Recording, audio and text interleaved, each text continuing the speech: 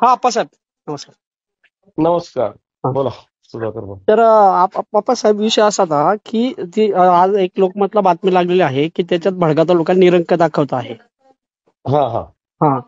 आणि त्याच्यामुळे मग शेतकऱ्यांचा गैरसमज असा होतो की भडगाव तालुका त्याच्यात नाहीये, नुकसान झालेलं नाही का बुवा, मग हा भडगाव तालुक्यावर अन्याय आहे असं एक हा सोशल हं. मीडियावर याच्या संदर्भात सर्वदूर चर्चा सुरू आहे.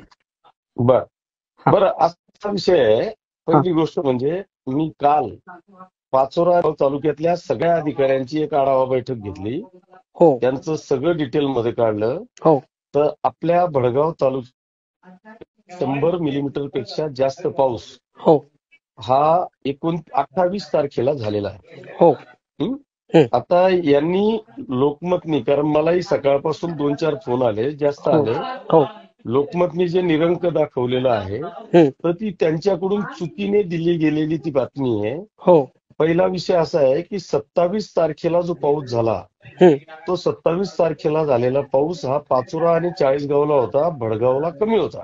हो बरोबर तिथं मला वाटतं काहीतरी 27, 28, 40 mm पर्यंत पाऊस होता. बरोबर.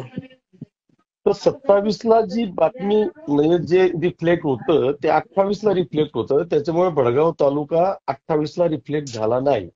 हो बरोबर. पण 28ला जो पाऊस झाला तो 100 मिलीमीटर पेक्षा जास्त पाऊस भडगाव तालुक्यात झालेला आहे.